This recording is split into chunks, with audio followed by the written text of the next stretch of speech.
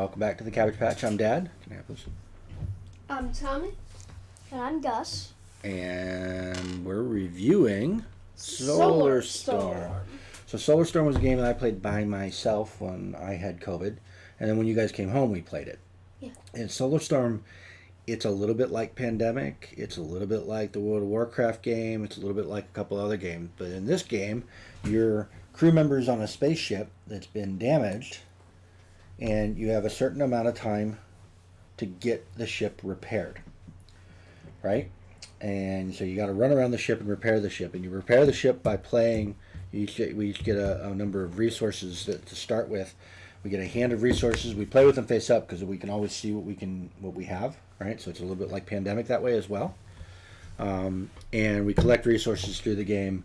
And each of the rooms requires certain resources to fix when they've been damaged. And the damage is reflected by removing these little orange cubes off of the card, and the thing that it shows is the resource that you need. And there are a couple of resources. Actually, there's one more. There's red. There's a red resource, which is metal. There's a purple resource, which are nanobots. There's green, which is energy, and there's blue, which is data. And you need to have all of them to fix everything. And on your turn, you can do three things. You can move, right? You can move. So you can move orthogonally. You can't move diagonally. You can repair a room, which means you can spend resources if you have them in your hand to put a cube back on here and make the room fixed. You can do what they call activate the room, and the way that you win is you activate all the rooms so that the energy core is powered up and you can fly your ship away. Oh, I'm sorry, that's not true. Activating the room is doing the thing that's on the text of the room. So each of the rooms has a special thing. Give, take, or exchange a resource card with another player. You can take 2 action tokens when staying in this room, and you get action tokens to sort of give yourself extra actions during the game. They're a reward for certain things that happen. This one is, you can look at the next 3 damage cards and reorder them. Sorry, right? Mm-hmm. Right.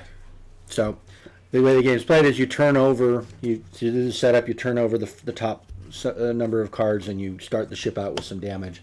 And at the beginning of each person's turn, you damage the ship again. Or at the end of each person's turn, you damage the ship again.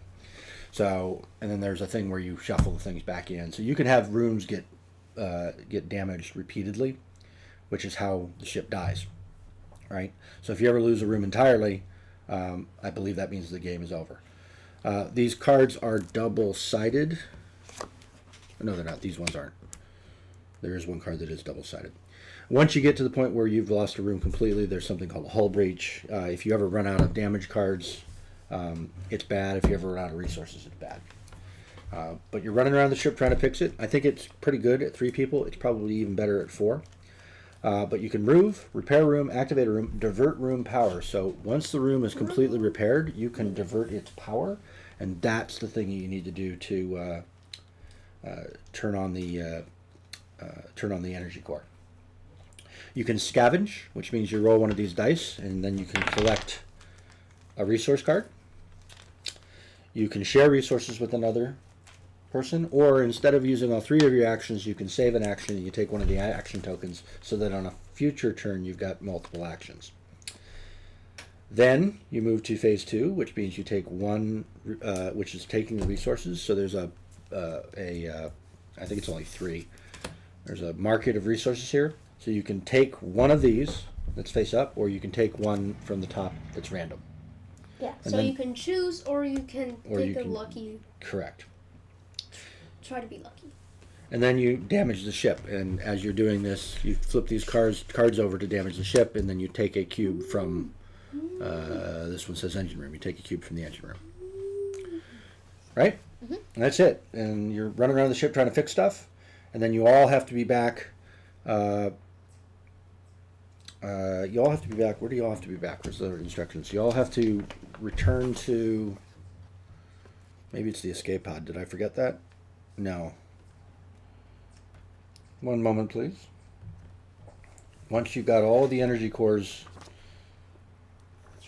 once you have the energy core, oh yeah, it's just activate the energy core. So you have to go to the energy core and somebody has to activate it with an action. That's how you do it. there's a version where there's an escape pod, but we didn't play that. So you're running around fixing stuff.